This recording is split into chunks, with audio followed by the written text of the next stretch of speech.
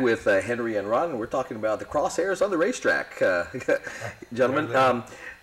Again, we got to reiterate that this has nothing to do with being anti-military or not pro-military buildup. This is about preserving what we have worked so hard to get for the people of Guam. Exactly. And Henry, I was listening to your interview the other night with Jason, and when they had pretty much quasi-presented some things to you, they said, we're just going to give you a bunch of money to go away. I mean, did they even present an alternative site with maybe fully funding it, and bring it to maybe to the next phase that you want to go into? It's been very frustrating to deal with the changes in the group. They've sent several people here now. I think we're on our third or fourth set of people that have supposedly can speak for the government and how this operation is going. But the first one, Colonel Jackson, you know, when I said, through all this, once we finish all this, and we'll do all the paperwork and finish down to the end, and the racetrack is chosen, then what happens to us? And he said, in all likelihood, we'll hand you a pile of money and you'll go away, and we'll build a firing range. And I said, you know, that could be probably one of the worst things that could happen to us. We don't want money. We want a racetrack. We want a good, safe racetrack. You know, and it doesn't necessarily have to be there. They could build it someplace else, and we would move. So they've never been able to actually come close to or offer that to us, or I don't think they've researched it or anything yet, but we're hoping through this petition drive that they do, that they'll sit up and take notice and say, listen, why would we come in and force this community to lose this attraction and not deal with it, you know, and cause the friction that is going to be caused when they do something like that. So that's why our petition drive is what it is, and these are testimonies to the people that make the decisions on what's going to happen there, that we want to be, we want this facility to be taken care of, whether it stays there or it doesn't. This need for the community needs to be addressed. Now, Ron, we were talking in the break here about since the track had opened, there are quite a few businesses out there that cater basically to racing and uniquely for racing. And so if that were to stop tomorrow, there'll be the bad economic side where businesses will fold. And it's not a matter of having them open up in 2 or 3 months.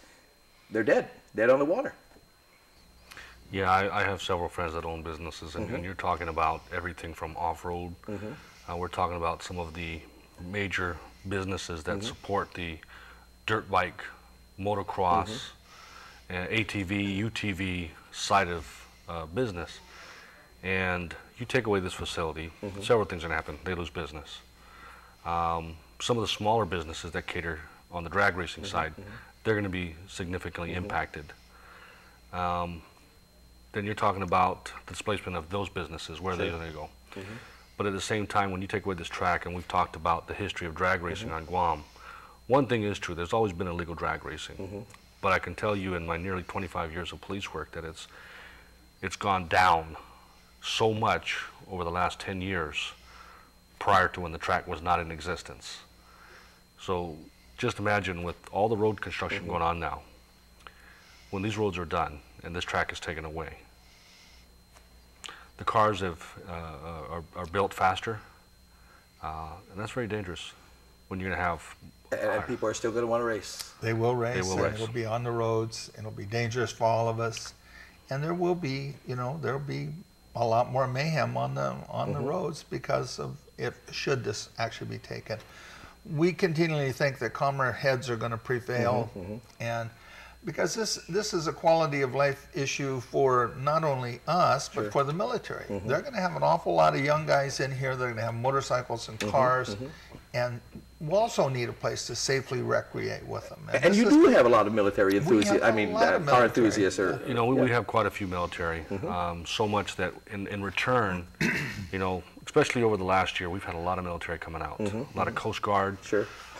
We have 2 Navy gentlemen that are very involved. In fact, we have a sailor who's he started announcing. He announces better than I do. And, you know, it's good to see him come out because we welcome to the island. It's like, hey, you know, become of us. We had a track cleanup. One day I had, I think it was about 12 Air Force personnel come out. And they worked hard. I was like, wow, these guys are really working hard. I thought they were just going to come out, but they really worked hard. You know, we cooked for them afterwards, and you know, they've been very appreciative. You know, they haven't come out. You know, they get really busy with all these Air Force activities, but they look forward. Another instance was another Air Force couple, and both husband and wife were taking turns racing their Acura. You know, and it's fun watching family, you know, and then we're looking at the wife drive faster than the husband. There we go. You know, we were looking forward to having a major military appreciation event this year. That's great. Or coming up in the next year, early. Yeah. Hey, when we come back, we're going to talk about, hey, how people can access the petition, where they go, and the dateline to submit this petition, okay? Great. We'll be right Thank back. you.